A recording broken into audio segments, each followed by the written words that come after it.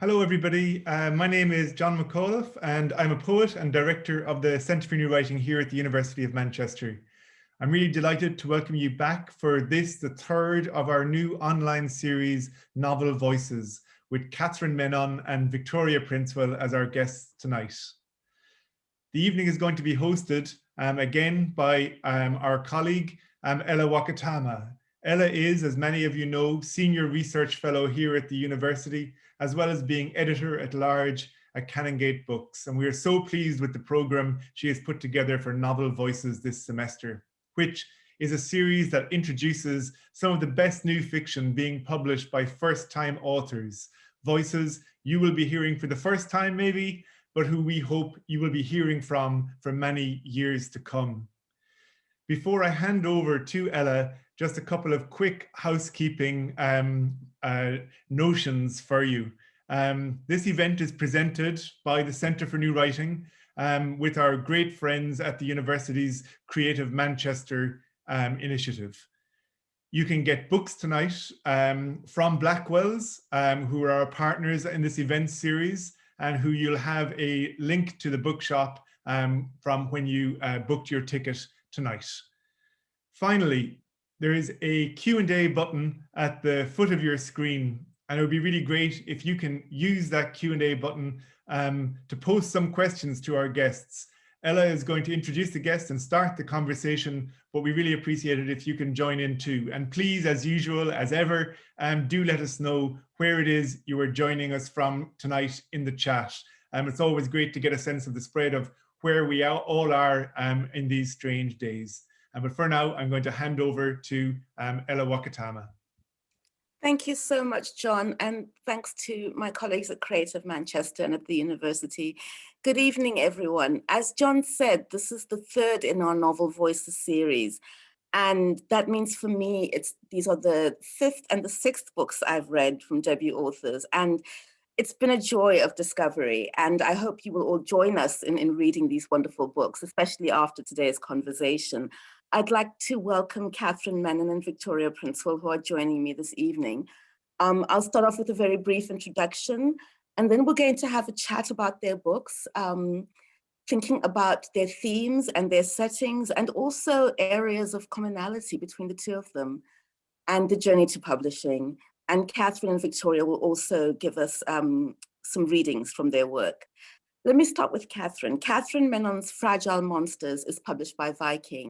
She's Australian and British with Malaysian heritage and is a Londoner. She teaches robotics and holds a PhD in pure mathematics and an MA in creative writing. And she's also the author of the 2018 short story collection titled Subjunctive Moods. Welcome, Catherine. Thank you. Victoria Princewill is the author of In the Palace of Flowers. Born in Manchester, Victoria was educated at Oxford and UCL, and her work on race has appeared in outlets including the BBC, The Guardian, The Independent, and the LRB. She's currently studying for her third degree, this time at King's College in Neuroscience. Victoria, I have to say, you are every African mother's dream with degree number 3.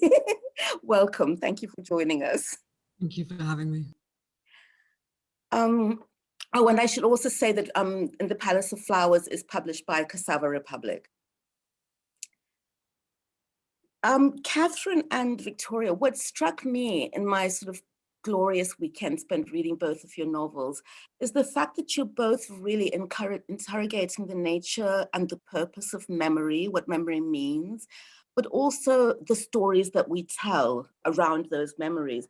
And Victoria, I'd like to start with you, because you're imagining a time that's very long past in a place that I hadn't read very much about, is certainly not from this perspective, because your book is about the lives of two Abyssinians, quite young people who are enslaved Africans who are serving in the court of the Shah of Iran. I was fascinated by that setting, and I wanted to ask, in the postscript of the book, you finally revealed to us one paragraph coming out of history about a character who becomes one of your protagonists. And I just wonder if you could talk to us about when you first saw Jamila and why you wanted to write about her. So absolutely. The truth is, I didn't first come across Jamila's letter until my research had already begun. And so I'd already come across an article in The Guardian by this visual anthropologist called Pedram Kronestad about a trove of newly uncovered photographs taken by the Shah himself. And these were of enslaved Abyssinians who lived in his court in Iran. And it was, once I had decided to tell the story of this community of people whom I had, never come across like you before, I hadn't really discovered anything about them. I then began researching in earnest, and it was then that I found her letter. It was part of an academic's larger conversation about the scant research that's available just on Black history across the whole spectrum in Iran.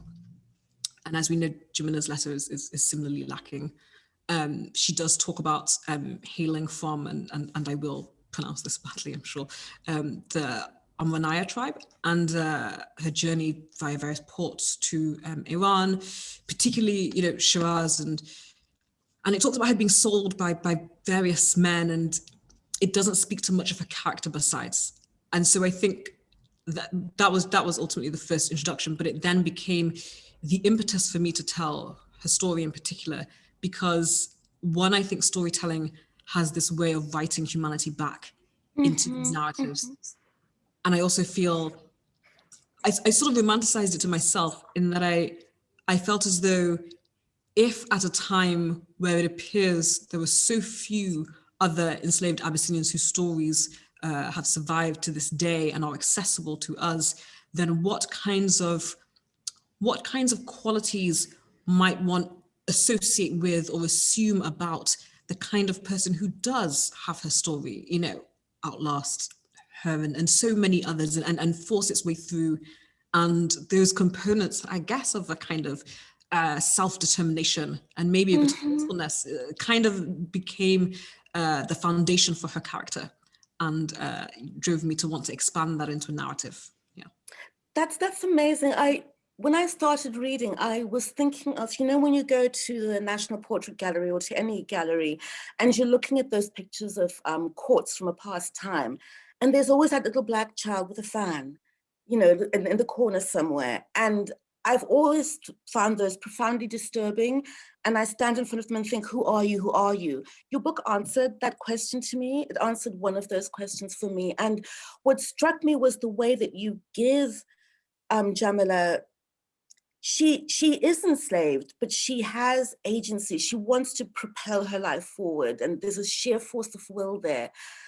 You've conjured her out of the scrap material, and I wonder, did she have many different guises? Did her voice come to you in different ways before you finally settled on the character we read about in The Palace of Flowers? Actually, considering how many revolutions the book did go through, the characterization is perhaps one of the few things that really stayed consistent. I think with both her and Abimelech, they felt very real to me in who they were. And I think a lot of what changed around their narrative is a lot more about me really locating them in Iran and what that meant to tell that story from a non-Western perspective, because the act of writing, I'm always going to be coming from my lens and my experience, and so there was really a conscious sense of responsibility and a conscious effort to interrogate what would freedom actually mean over there. It wouldn't mean the same things as it means to us here. It wouldn't, the autonomy wouldn't be as simple as sort of being an independent, but these are very Western liberalized notions of these, and I need to be really quite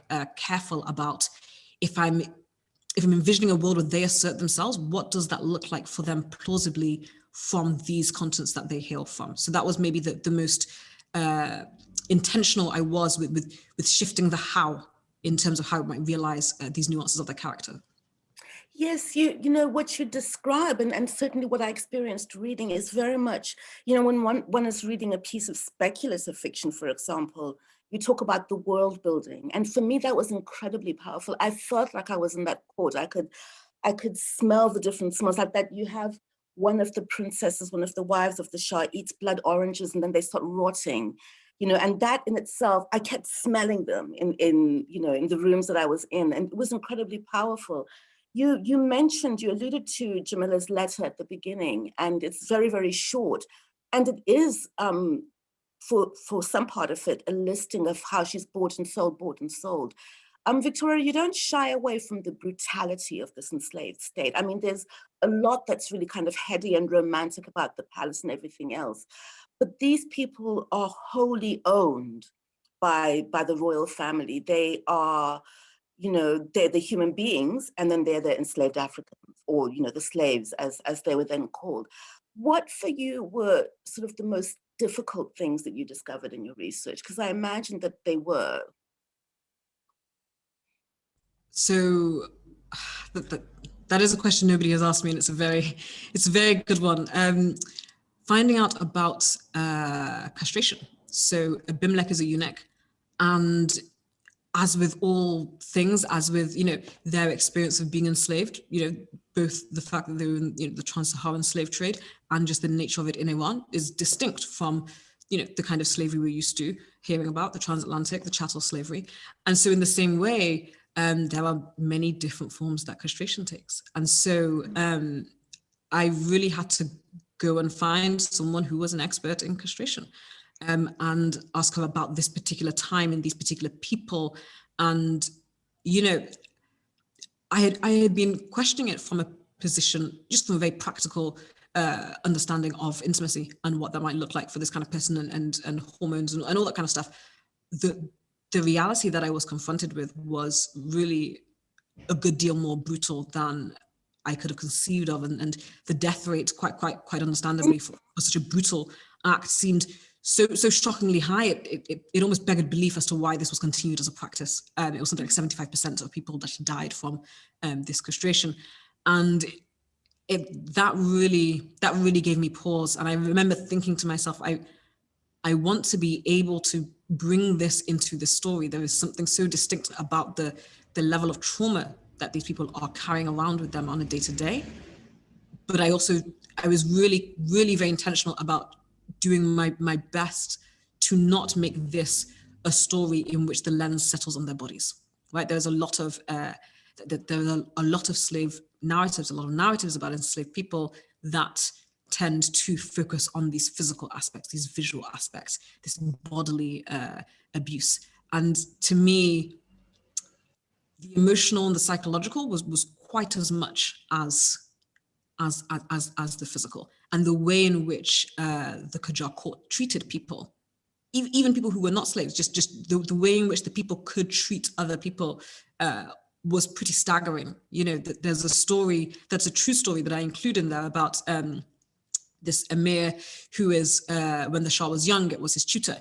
And this isn't a plot point, it's just something he refers to in the book. But the reality is this man taught him, founded various art galleries, and then at some point, you know, he was executed by the very same Shah because his advisors taught him something. And that was a fact of history. That is something that just took place. And to me, that kind of capacity to be that intimate and that brutal in the same sphere with the same people without much of a feeling about what that might mean, or almost the way a child might treat their toys, was a character trait that, you know, would obviously have reverberated onto how they treated those they enslaved. And so I wanted to convey that as much as I wanted to, you know, hone in on the physical horrors. But yes, those perhaps were the two, I guess, the psychological kind of betrayals and the physical. That's fascinating. I had been struggling to pinpoint why this for me was so different from other narratives I have read about enslaved Africans in whatever diaspora they're in. And what you're saying about not centering the abuses on the body, because really we have such a strong sense of Jamila and Abu Malek's minds. And I felt like you'd opened up a secret for me in that way. They felt very real. And at several points you hinted how old they are. And they're very young. They're 15, 17, 18 years old. Why was that? Because, you know, at the beginning of the book, I have to say I had them much older, but then when I came across these sort of assessments of their ages, that made perfect sense to me. But I wonder if you could just talk a little bit about that. So this was for a few reasons. One is just that this is the nature of the way in which this took place. Enslaved Abyssinians, especially males, were brought, often shortly after they were castrated, and they liked them young, and they would sort of grow within the household. I'd seen various stories in which they would play as children with royal children and then evolve into tutoring them or various other different roles. And so I think also for the nature of the relationships that these characters have with some of the younger people in the court, there needs to be that kind of intimacy that is not restricted or restrained by external narratives of propriety. And we see the way that actually does manifest in particular relationships down the line with older figures compared to the way it does with younger figures, where there is something about the sphere of adolescence that is so kind of myopic that one is not really thinking of these high level structures. They're thinking about themselves and who they like and who they love and what they want. And that makes it easier for these kinds of intimacies to form. And so it felt like a good age to situate them, an age that, this is honestly how things took place. It's almost shocking in context when we think about how young people were, but 100 years ago and more, a lot of these things took place a lot younger. A lot of these acts, a lot of these responsibilities were put upon people who were very, very young. And there was also at the time a stereotype in terms of what they sought in enslaved Abyssinians, in that they were, there was a colorism stereotype, there was an intellect stereotype, there was some notion they were, deeply smart. And so they liked to bring, these young so-called, brilliant minds. And it felt, it felt like good balance, those two qualities, especially when you think of the maturity and the naivety and all of those things that kind of are mingled together in each character, I think, and the choices they make. Mm. Catherine, I want to turn to you now. I mean, Victoria describes how she went about excavating this world and researching. And, for me, your book, Fragile Monsters, was also very much about memory, but you focus on the telling of family stories and how those shift and mutate based on what each person needs. And I wondered if you could talk to us a little bit about your journey into that memory, because just as I was smelling rotting blood oranges as I was reading Victoria's book, I also had this sense of sort of humidity and, there's a rainstorm more than there's a fire. All of those things about the place setting were very, very vivid. And I just wondered if you could talk to us in general about how you set about gathering together your material to put us so firmly in this place. Yes, so my family is from Malaysia, so to a large extent the research or the knowledge was dormant in me from my trips there when I was a child. The genesis of the book was actually in the stories that my own father used to tell me about his childhood in Pahang when I was small. And these stories were obviously age appropriate to be told to a 5-year-old. And it wasn't actually until I grew up, until I became an adult, that I realized the context in which those stories had been situated. So Kuala Lumpur, which is the town where most of the events in Fragile Monsters take place, was the headquarters of the Japanese occupation in Pahang. So it was essentially the epicenter of Japanese military administration and under very, very tight control. And I was very interested in exploring what hadn't been told in memories, just as my father hadn't told me the particular landscape, the particular political and domestic landscape where he had had all of these childhood adventures. So I became quite interested in looking at how we can both take control of our memories so that they reflect our own emotional truth, while at the same time avoiding completely fictionalizing our own pasts. So I did a fair amount of research for this, but a lot of the information about the setting came from my own experience, so came from my own visits there, my own vacations that we'd taken, as well as this kind of stories that my father had told me that make their way in another layer of fiction into Fragile Monsters. Victoria's character, Jamila, says in her book that, and I'm paraphrasing, so forgive me, please, Victoria, but she, you know, one of her main concerns is who will remember us. And that is repeated, and that really struck me. And then we're faced with Mary, one of your protagonists, and her granddaughter, Durga, if I'm pronouncing it correctly. And here, there's a very clear story that Durga is told about her mother who has died in childbirth. And yet you complicate this in all kinds of ways. We'll try not to give any spoilers, but you complicate this. And there are stories that are told and then retold and sort of a shifting in perspective. And just tell us a little bit about that. You know, you've talked about the things your father didn't say, but you're writing about quite a politically fraught time if we're thinking geopolitically. And I have to say, for much of the book, I forgot what was happening in the rest of the world because I was so immersed in the quotidian reality of Mary's life, of Durga's life, in the two time frames. And so when the Japanese soldiers arrive, I think, oh, yes, of course that was happening. Can you talk to us a little bit about you know, that telling and retelling of story and why you wanted to focus in on that as one of the main themes for me of your book? So what I did want to foreground was the individual narratives of people who lived through that. So people like Mary who lived through that. Because one thing which I did find in researching this is that in histories, in textbooks, in mainstream media, a lot of what we read about that time period tends to focus on the war in Europe rather than the war in the Pacific. And I think that this, to a certain extent, does Malaysians and Singaporeans a disservice because it subsumes those unique narratives into a global, high-level, Eurocentric perspective. And what I think I've been trying to do in Fragile Monsters is to reflect the fact that we don't live history, we live our lives. So the things that matter to us in our lives aren't movements of soldiers or military treaties.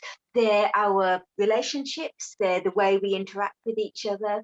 For women in particular in that time, they were the multiple necessities of keeping your family together. And these were much more pressing and much more important in that perspective than the military operations, which are, I think, perhaps something that we only view now as important because we are able to see it from a dispassionate, disinterested perspective. And one of the things which I really wanted to convey in the character of Mary is that she is in control of her own story. She isn't letting people like Durga, for example, take it and turn it into something bloodless, something that talks only about the sequence of events that happened in that time period, the sequence of events that happened during the war, without actually reflecting the emotional landscape of the way in which Mary perceived those. So when Mary tells and retells and changes her stories, it really is to a certain extent an act of control. She's saying, I don't have much, but I do have my past. I'm not going to let somebody else interpret that in their own way. One of the things that struck me reading both books was this idea that, and something that been part of the national conversation, is this idea of rewriting history. And when the statues were toppled in Bristol, there was this big outcry about rewriting history. And I, you know, for part of the time of my life, have been a history publisher. And of course, you know that each historian is giving you their point of view. And it seems to me that what you both demonstrate so elegantly is that fiction sometimes gets us closer to the truth than the history books can. And this is through just amazing characters and particularly the women, I have to say, very clearly in Catherine's book. And Victoria, though I so adored Abu Malik. I kept trying to visualize him, and you know, his story is one that totally, I have to say, I liked him more than I liked Jamila. But at the same time, he was a much more troubling character. The women in your book are just wonderfully drawn. And so I'd like to invite you to read a little bit and introduce us to In the Palace of Flowers. Certainly. So I'm going to read from chapter 1, page 1, and just start from there. We shall be forgotten, Jamila realized, watching the funeral rites with empty eyes. She usually enjoyed the funerals. The slaves heard the tragedies first. Gossip slid through walls and under doors. Distress seeped into antechambers. The news, like the life itself, unspooled quickly. In the first house where she had served, Jamila would rise early to hear the recitation of the Quran from the roof. Back then, the older slaves would turn a blind eye while she darted into an empty bedroom to peer through a window, scanning the roofs of the houses nearby to see where the Imam was reciting from. He would stand on the roof that housed the deceased, the sound of his announcement, a bell to her mind. She had always enjoyed the sobriety. A life had been lost, and that weight meant something. Precisely what, she remained unsure of. It was January, almost the end of the year. Death seemed fitting as an end to a cycle. Still, Jamila did not want to be there, but whilst women were forbidden from the service, any Abyssinian slave who had served him had to be present. And so Jamila stood amongst them, at the back of the mosque. He had been one of the noblemen free to enter the harem, a physician for the Shah and his wives. Jamila, recalling his slithery presence, suspected the slaves' attendance was required to bolster the numbers. The Imam's monotone never wavered. Jamila was bored. She stared up at the curved dome of the mosque's ceiling. Thousands of minuscule sapphire tiles adorned it. Mingled with dazzling glass, the tiles dripped from the walls. She sought to count them, but glancing around, saw hers was the only upturned face. She stared at the floor. She traced a silk-embroidered shoe over the marble, wishing she could stand on the slivers of exposed stone. She looked up. Every slave in the mosque faced forward. There was nary a shuffle nor a sigh. She lowered her shoulders, lifted her chin, trying to practice solemnity. The faces of the nobles were haggard and drawn. The prince, her old playmate behind closed doors in the Harlem quarters. He used to sneak smiles at her through crowds. He too was facing forwards, his expression indistinguishable from the rest. For a moment, she wondered how he might behave at her funeral. But of course, she would not have one. Not long ago, a slave had died. He was thrown into an unmarked spot in one of the gardens where a glut of bodies lay. Jamila could not help but see them in her mind, jumbled together, anonymous, rotting, mute.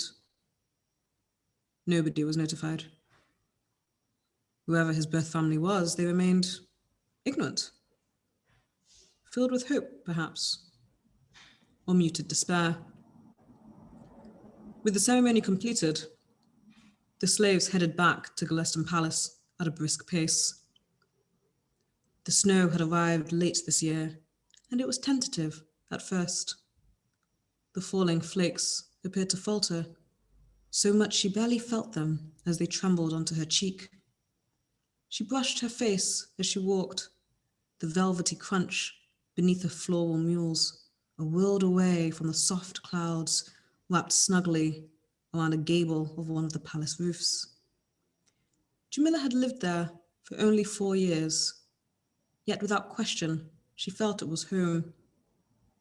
The sprawling complex of gorgeous buildings formed a medley of colors, as indigo arabesque tiles, stone carvings in flaxen gold, and emerald macernas, undimmed by winter's first frost, captured the eye.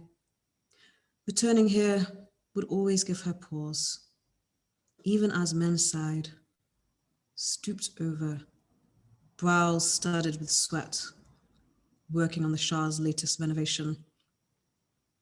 But it was not hers, any more than it was theirs. And as she tramped through the geometric gardens, shivering under her thin chador in the crisp evening air, she felt a sudden thrill at the realization. On darker days, she had called herself fortunate. She would linger by the precision-cut flower beds. This is your home. She would repeat the words until the pain of her bruises began to fade. This is your home. Now she felt foolish. Was this her home? Did it matter? The earth is the earth is the earth, as her mother liked to say. Jamila's lips trembled. She continued walking. Thank you, Victoria. That's a lovely introduction, not only to Jamila, but also to the sort of lush opulence of your language. I think that, you know, if one thinks of sort of Persian poetry or those sort of really intricate tiles that one sees, that there's this kind of like sensitivity, aesthetic of it, which I think that you transfer into your language, because one of the things that never happens, and I'm an editor, so I look out for anachronisms all the time, sort of eagle-eyed, that never happens. You keep us very firmly in time. And I was trying to think about how you do that. And it's not just about sort of the details of the setting or the time, but it's also about how you yourself use language in the telling of the story.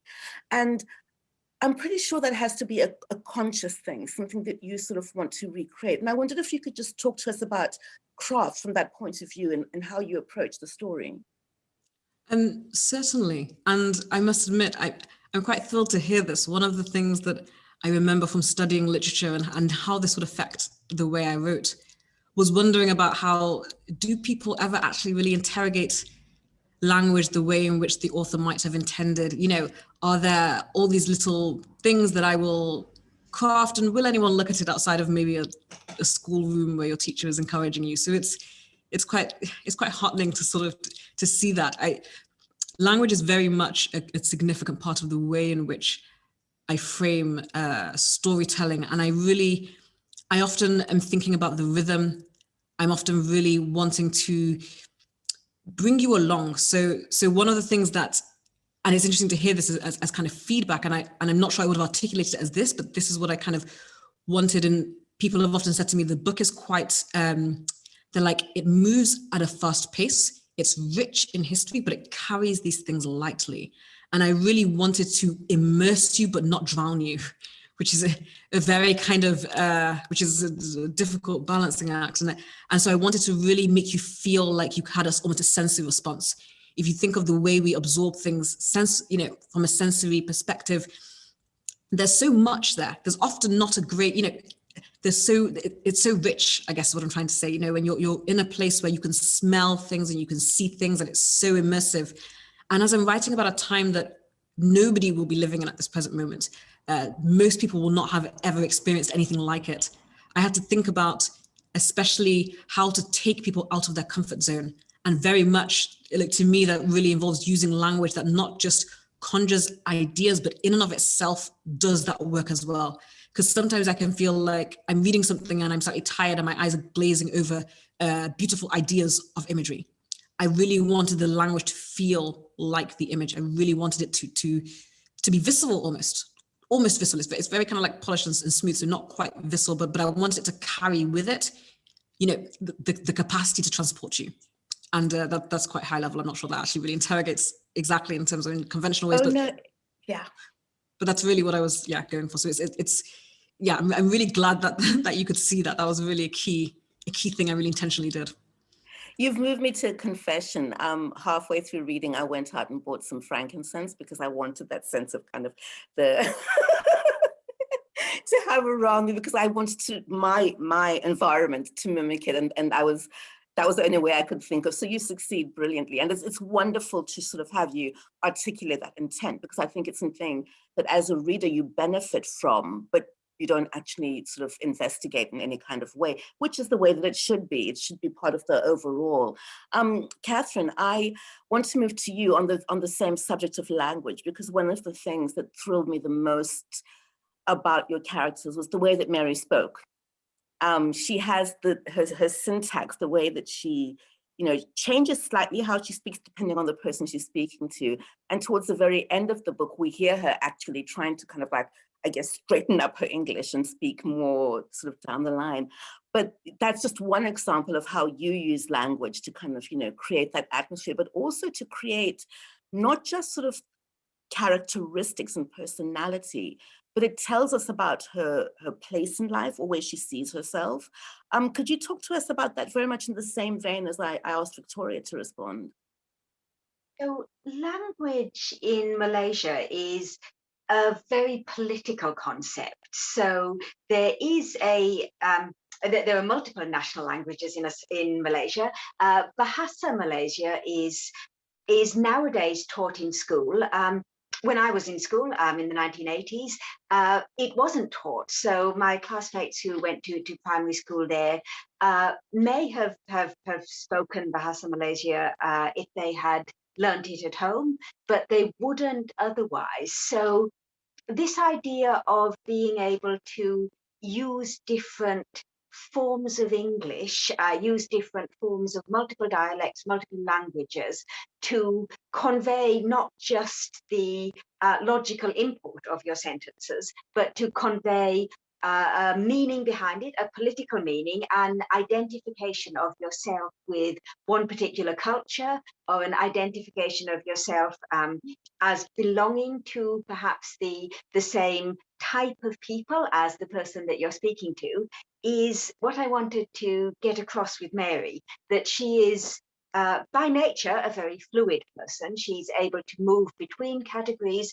She's able to define herself as she wishes. And we see that as her language changes. So we see that, for example, she moves from one particular type of language when she's talking with Durga to a completely different one when she's talking with Francesca, to a third when she's ordering the servant girl, Kathika, around.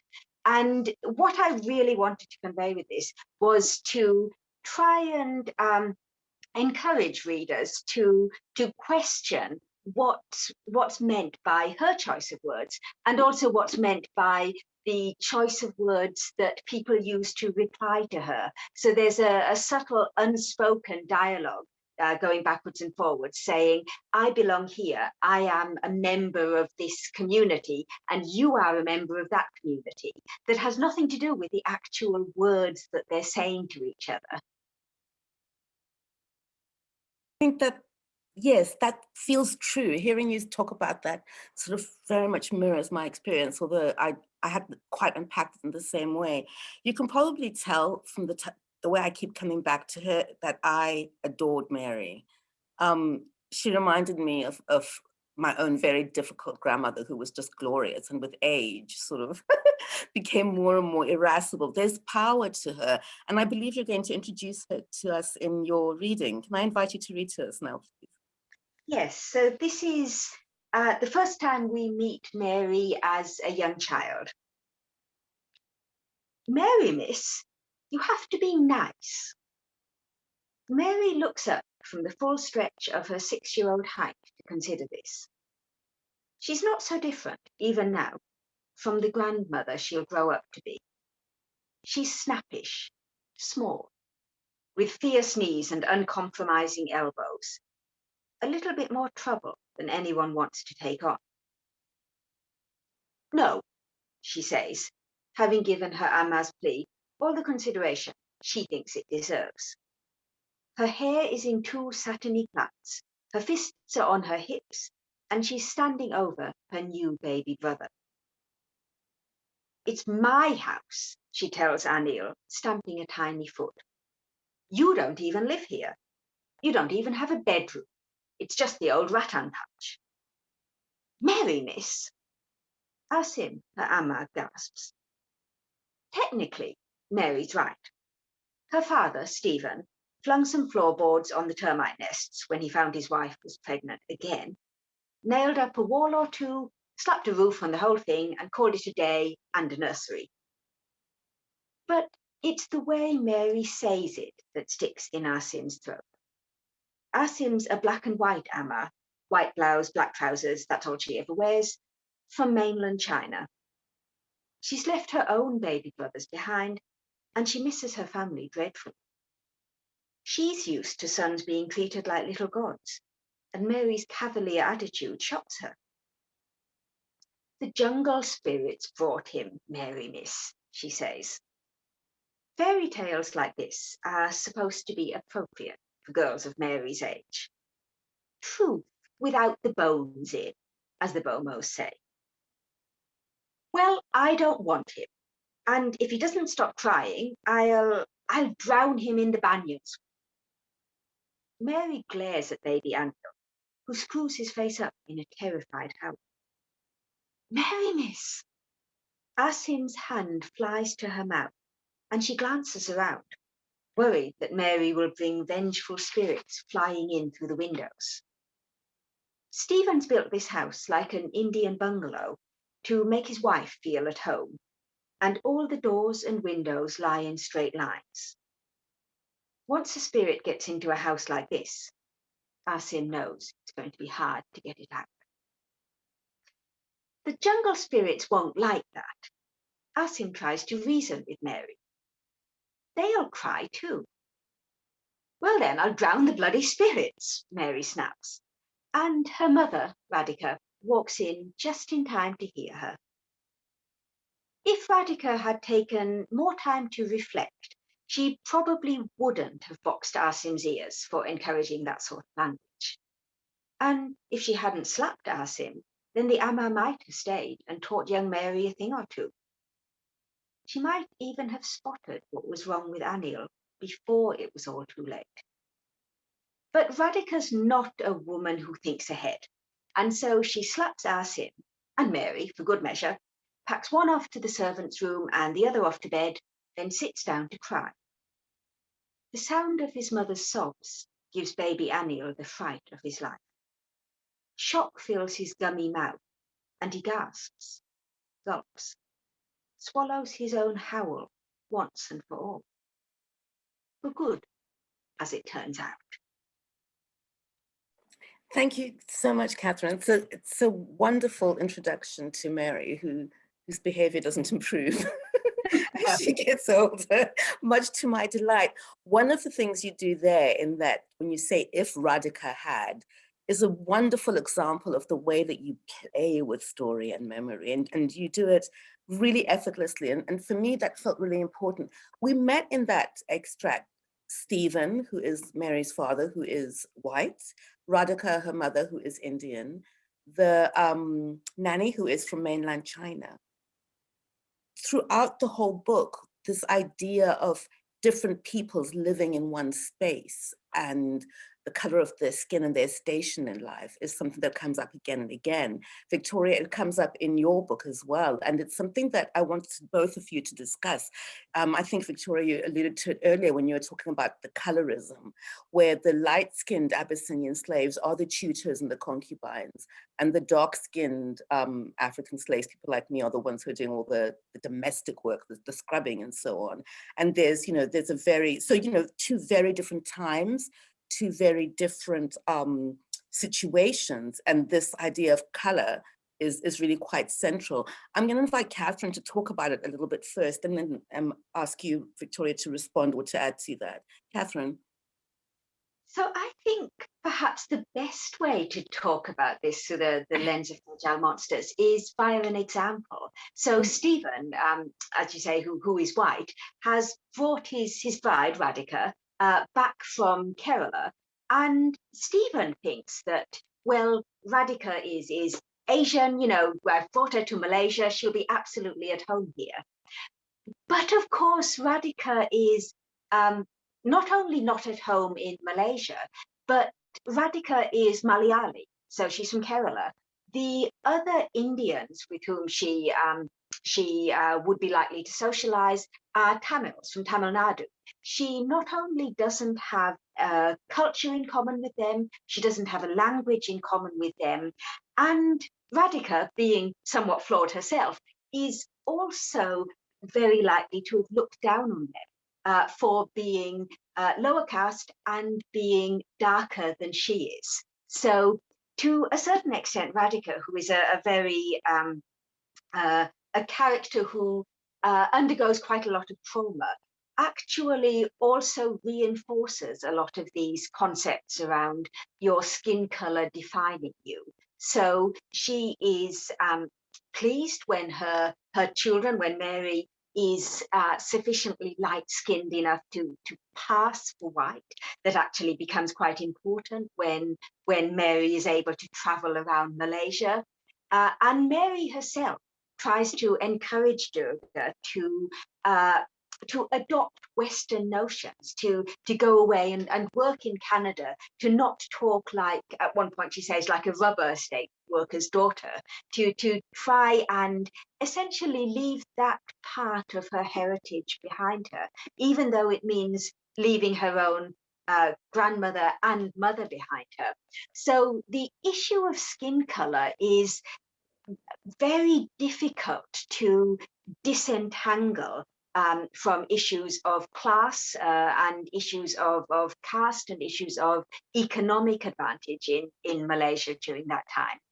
But what I really wanted to try and get across was the idea that there was no one saintly person, one saintly character who was somehow able to say, I'm going to transcend these notions of color as defining your own heritage, because even Durga does it to a certain extent. So it's this idea that to a certain extent we are defined by the cultures we live in. It's very difficult to say I am going to go against the prevailing societal idea of what skin colors are best. And as I said, even Durga doesn't manage to do it herself. No, she doesn't. And Victoria, if I may turn to you, there's, Catherine is talking about there's no one person who sort of rebels against this. Jamila is involved in a group that wants to rebel against the status quo. But even within that group, there's discrimination, and there's, sort of the Abyssinians on one side of the room and the dark Black African slaves are leaning against the wall. Talk to us a little bit and maybe respond to what Catherine is saying about this idea of sort of color hierarchies and how you approached it in the book. So, first I want to say that when I was reading Fragile Monsters, Catherine's book, I really did love the fact that Durga was just kind of terrible in this way. There was no elevate. I thought it was such a realistic and sincere portrayal of what people are like. There was not an elevated nuance that was just, she was just very human. And I think that's certainly something that is similar in the Palace of Flowers, that people, and I wanted this to be, a key facet of Jamila's character as well, because she is really striving to do things differently. And she's got this self-conception of herself, self-conception as this, person who's kind of above or better. She's looking clearly at the higher level, at the broader frame of things. But what's often interesting, and it reminds me actually of a quotation I was thinking about that I read in a book quite a while ago, I think it was actually a speech by David Foster Wallace, and he says something like, do the fish know that what they're swimming in is water? And it's kind of the sense of, do you know when you're in it? Do you know the extent to which you're ensnared in these kinds of biases? And so to the sequence that you're talking about, it's interesting because I've long been fascinated with the way in which inequity works, in that depending on your position in proximity to power, that will determine whether your mistreatment is listened to more than other people's, and it will determine how you treat the people who are beneath you. There is quite often not a sense of, across the board solidarity. Actually, one tends to lean into the biases that they are, sort of harmed by. And also, I think it's often really important, and it's a thing that we tend to forget.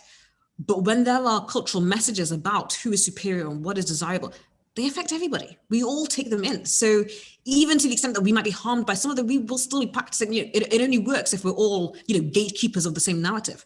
And so the people who aren't often having to unlearn. And so in this, there's one sequence when Jamila's talking to Abimelech about, just the inequity of their lives. And at some point, she goes, "Don't be ridiculous. We could never be domestics." And he's like, "Well, thank God for, slave hierarchies." And she just kind of ignores it and on they go. But she's just been talking about this, all of this injustice they face. But she doesn't actually quite humanize the people who have less humanity than her, according to the frame of society, who are treated with less humanity than her. And I think it's so important to capture people's blind spots, especially I think when they're striving to be better. I always want to pull at that tension, because we always get caught in these moralizing hero stories. And I'm like, but let's have a more nuanced look at the way in which you happen to fail by your own standards every day, because that's a facet of, just living. You spoke earlier, Victoria, about writing humanity back. And I think that, allowing your characters to be that flawed and complicated, which is something that I found, Catherine, you did as well, means that as a reader, I'm thinking about both books long after I've put them down, because, there are those complications for me to continue tangling with. I have one last question before we have to move it to the audience. But I say that so reluctantly because I want to keep on talking. But Catherine, there's a point in your book where Mary says to her granddaughter, all this mathematics, isn't it? Always wanting for it to be right instead of true. And, something that Victoria just said really made me think about that. But it also made me think about the fact that both of you are scientists, yes, and have written these gorgeous novels. And I just wondered, as somebody who is emphatically not a scientist, I wondered what the kind of detachment and fact and empirical evidence-based world of science brings to you as writers of fiction, because I felt in both cases that you're both able to hover here and yet communicate this deep intimacy of your characters and the themes that you want to interrogate. And I wondered how much of that was your brains having been trained by science and how much of it was about literature. So Catherine, talk to us a little bit about your science self and your literary self. So I must say perhaps the biggest impact that my science self had on the novel was this compulsion to do 250% more research than ever ended up in this. So it was in that sense perhaps a little bit overboard. What I would say though is that something which Durga doesn't ever quite come to the realization of in the novel is that for me, mathematics and creative writing do come from the same creative space in my brain. So when we talk about a mathematical truth, the words we use to describe it are, is it elegant? Is it interesting? Is it significant? And these are all words, these are all questions that we ask of novels. So in a sense, the dichotomy between science versus creative writing, to me, doesn't exist. I think if one is allowed to criticize one's characters, I think Durga has set up a false equivalence there and convinced Mary that she really believes it. Because mathematics is about the abstract concepts. It's about communication. It's about seeing the world in a very slightly different way and trying to form relationships between different parts of it. So I actually did find that my experience as a mathematician was something that I drew on quite heavily in constructing fragile monsters, in weaving it together, and also in the kind of balance that there needs to be between the two strands of the story. And I must admit, I don't know anything about neuroscience, so I'm really interested in Victoria's answer, because I know she's going to go into character complexities. So I'm really interested. I think just before I invite Victoria to respond, what you're saying about sort of the words you used to describe a formula really does speak to me. I'm I always say to my writers, if it's not beautiful, it's wrong. And I think that's very much what you were saying. And Victoria, I'm curious too about sort of the connections that you make or what you bring from your scientific life. I don't know how far along you are in your studies, but could you talk to us a little bit about that? Absolutely. So it's interesting because I'm relatively new to my scientific studies. As I say, I've started doing neuroscience literally in 2021.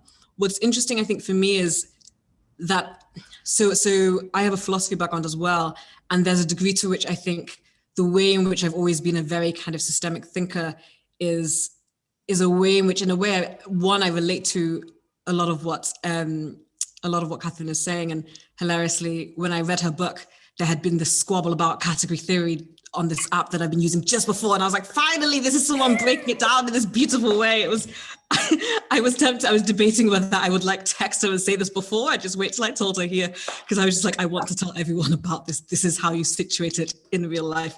It's phenomenal. It was just, the timing was brilliant.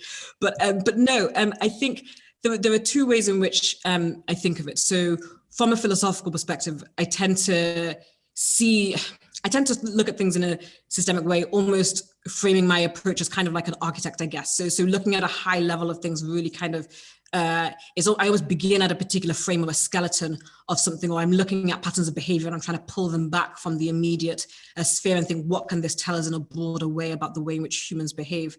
But I think when it comes to neuroscience, it's very much the questions of character, of not just psychology and behavior, but why are our minds the way they are. I find that a lot of the way in which I situate myself in the real world, as opposed to kind of thinking just about theories, is very much looking at the way in which the way patterns of behavior in people's minds show up in different clusters. So when I wrote my characters, I was fascinated with all the things you observe that can be sort of pulled back into larger narratives about pathologies of human behavior, the ways in which people can be, relentlessly or pathologically selfish, the ways in which we self-deceive, the way in which we think we have autonomy, but we don't really understand what consciousness is, and the way in which, we can actually determine our lives. So I was really interested in the way in which we understand the self. And I feel like I really agree with Catherine here, where the sense that sort of, STEM and the arts are really quite disparate. It's kind of a false dichotomy and a bit of a red herring. They're really quite interrelated if we let people, explore them. To me, storytelling is so naturally what would come out of wanting to also do neuroscience and being a neuroscientist. These things are so related, like how you understand the mind, how people's brains work, how we behave, just made accessible in a different way. But yeah. Gosh, that's so exciting. I had that as a last possible question. I'm really glad I put it in, because it's so interesting hearing you both talk about it. I'm going to move on to audience questions now. And let me just start with one, and we've kind of touched on this a little bit, but one of the attendees asks, I'd love to know what both authors found most challenging about writing their first novels. Catherine, I wonder if you can start off. I mean, you'd already written a collection of short stories. And so, one of the things I always wonder about somebody who manages to make that leap from a blank page to a published book is, how did you know you could do it? I must admit I didn't. I in fact, to confess, I'm still not entirely convinced that Fragile Monsters is out in the world. So, it was very much an exercise in taking the next step and having to trust to the goodwill of the universe, that there would be ground there when I stepped on it. So I found that doing the creative writing MA helped significantly, not so much because of the excellent teaching, but because it gave me permission to write. So I think particularly for women nowadays, and particularly for people with day jobs and family commitments, writing can often feel quite selfish. It can often feel that you're taking time away for no very good reason, especially if you don't have a novel published already. But being able to frame this in the sense of, this is gaining me an educational qualification, meant that I could say, well, I'm going to take these 3 hours, from 5 a.m. for myself to actually be brave enough to write. Certainly the short stories I found gave me a framework for having written, having constructed short stories. I was able to say, well, this is how plot and setting work, and the nuts and bolts of it. And in fact, Victoria was in my writing group at the time, and I remember being extraordinarily impressed with your stories, Victoria. So yes, tell me, I want to hear your answer to this as well. So I was just going to say this, that I mean, Catherine says this about her MA. I was in her writing group, but she said she was genuinely a phenomenal writer before this. And I also want to stress for people listening, short stories are incredibly hard to do. I cannot write I cannot imagine going from a short story to a novel. It's almost like saying, I began with my PhD and then I could do, very rarely do people build careers. It's really difficult. So it really speaks to a particular ability, I think, to be able to do that very well. I think when it comes to novels, I didn't know what I didn't know. I think I'd been at this, I'd always had a sense that I wanted to be a writer, but I also think, most writers tend to start off as avid readers, and I was very much an avid reader. This felt very much like a familiar place for me. And I think I'd cycled through various unsatisfying corporate careers and was kind of like, okay, I've pretty much told myself, I've tested myself. I can see that this is not where my strengths lie. Let me give myself some time. And it was very, I really approached it with a kind of a low bar for myself. It was just get up every day and, put some words down and see if, you can. And if you don't like these, well, there's always tomorrow. And I very much sort of did it that way and sent a bit of it out to one of my friends, who then was like, this is wonderful. And really it wasn't, but I appreciate the affirmation because it propelled me to keep going. And I think it was that. I think it was really, just letting go of expectations, and also not knowing just really the enormity of what it is to write something. But I also think that the time prior where I was in a writing group, and I think, Catherine was pretty much just the most exceptional writer in our little group, and probably the only person who actually seemed to understand and appreciate my writing. So that was very much kind of an impetus to keep going when you're presented with someone really giving just beautiful and just well-written work. I remember certain elements of this story from one of our writers. It's brilliant to see it come full circle. This is wonderful. I had no idea that there was this other connection. I was busy thinking I was such an original matchmaker, but here we are. Wonderful. Thank you both. And just one other question. It was very interesting to hear Victoria speak about constructing her work and having such a zoomed in focus on rhythm and craft. How true is this at a sentence to sentence level? Do all sentences get the same attention, with every sentence having a meaning? And does this come into consideration within the first draft, or something which is brought in within subsequent drafts? Not to ask too many questions at once, says Anonymous, but in relation to that, do you believe it is important to get a first draft out as quick as possible, as to not remain stuck in one place for so long due to having specific focus on sentence to sentence? I'm going to break that up into two sections. Catherine, I'd like to ask you about is it best to get one draft out first without fussing too much? And Victoria, if you could then follow up by speaking about the importance of every single sentence, as the writer asks. Catherine. So I'm going to try not to trespass on Victoria's answer, which I know will be edifying. So I think, yes, obviously you do need to get the first draft out, because the blank page is your worst enemy. But having said that, I think your second worst enemy is the first draft that you didn't think was good at the time. So without going on to the sentence by sentence question, I think you need to, when you're writing, you do need to have the sense, which will be proved false later, that the work you're doing is good enough to stand on its own merits. So you will go back and you will say, my God, how could I have written such a bad paragraph, chapter, draft? But I think in order to give yourself sufficient buoyancy to carry yourself through these awful storms of self-doubt, you do need to be happy with your first draft at the time of writing it. I don't know, would you agree, Victoria, or would you completely disagree? No, I agree entirely, actually, because I think when you said buoyancy, that really captures it. You need to be carried into the next part, right? You need to, for me, even if we're looking at it, page by page or chunk of words by chunk of words, if I had a day where I didn't feel like the sentences went well, I had to tell myself, but I will go again tomorrow. And I think when it gets to having a draft that you are going to put out, you have to believe in it to be able to even get to that point. And one of the other things I would add is that perspective in itself is a really great teacher.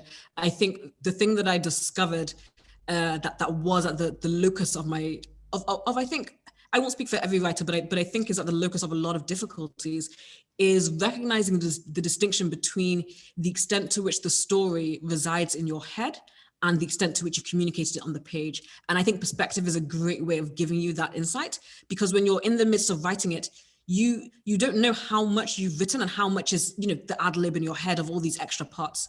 But when you, and basically no reader is going to know what's in your head. So when you come to it later on and there's been that distance where you have just, forgotten, thankfully, a significant amount of what you wanted to say, you can look at the writing with fresh eyes and recognize how much of it actually carries what you wanted to.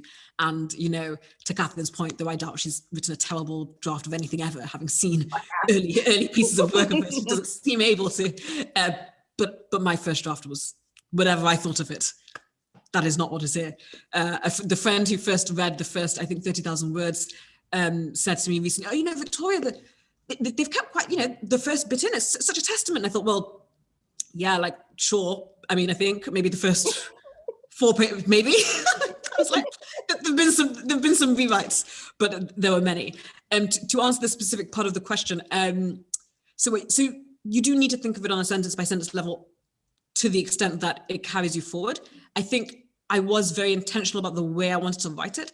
At the same time, that doesn't mean I did it so well. So many edits got me to convey what I wanted to with the sentence structure and have it carry a particular rhythm, because overfocus can just bring you purple prose, the words can drag.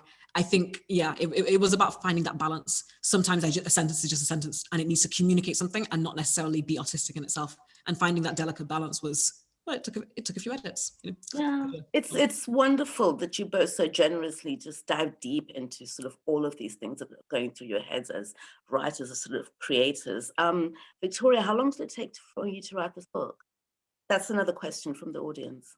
Sure. So the first draft, well, technically, I think that was actually 6 months from beginning to end, and maybe significantly under that, because I wrote in chunks. I would not advise doing that. And the reason why I did that is because I am the worst for detail, ironically enough. But this is why I write historical fiction and not historical, history books, right? Or even creative nonfiction. So I did a lot of research whilst I was writing, because I knew that I had the kind of mind that is very forgetful, and means that as I was writing, I'd locate all these facts somewhere and I'd forget to bring them in. So I was kind of writing and reading.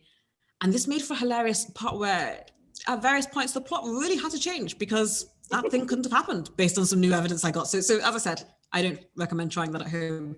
But at the same time, I don't think about it in terms of time anymore. When I first wrote it, I was very proud of having written, it very quickly. And I thought this meant a lot of things. It means absolutely nothing.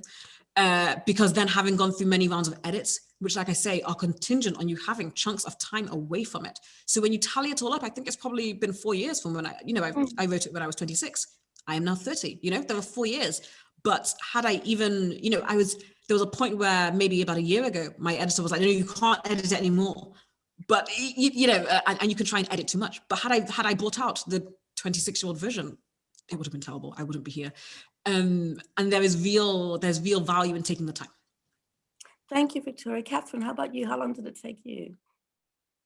I think I'm going to echo Victoria's excellent answer and say that for me, that's almost like, the fable of the woodcutter's axe. So, at some point he replaces the blade, and at some point he replaces the handle, and at some point he replaces the ties that hold them together, but it's still the same axe. So in terms of actual, literal time, it probably was about 2 years from sitting down, putting the first pen to page and sending it off to my lovely agent.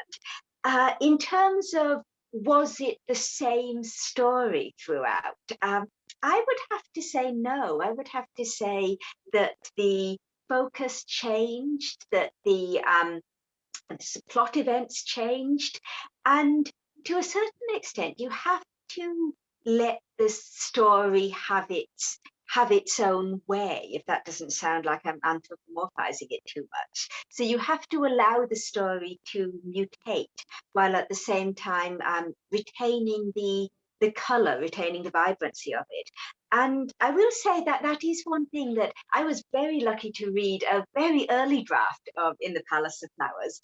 And although some of the words have changed, as Victoria said, some of the plot points have changed, there is still that same color and vibrancy. So I think Victoria has figured out how to make it the same axe, even when you replace the handle and you replace the blade. I think you both have. One of the things that I discussed with colleagues as we were putting this series together was that, I was guessing as I chose writers, because obviously I'd never read, you guys are publishing your first book. And I have to say I'm very proud of myself, because Catherine and Victoria, I will be reading you for a long time to come. Audience members, I can't encourage you enough. These books both really move me, but more than that, they've made me look and think in places that I hadn't been looking and thinking. And that's what I always want from novels. I always want to be taken somewhere else and to be left somewhere else as well. And I can't congratulate you both enough. Indeed, thank you both enough, both for the books and also for this amazing conversation. I think we've all learned a lot. Catherine and Victoria, thank you so much.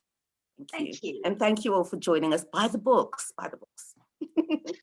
Good night.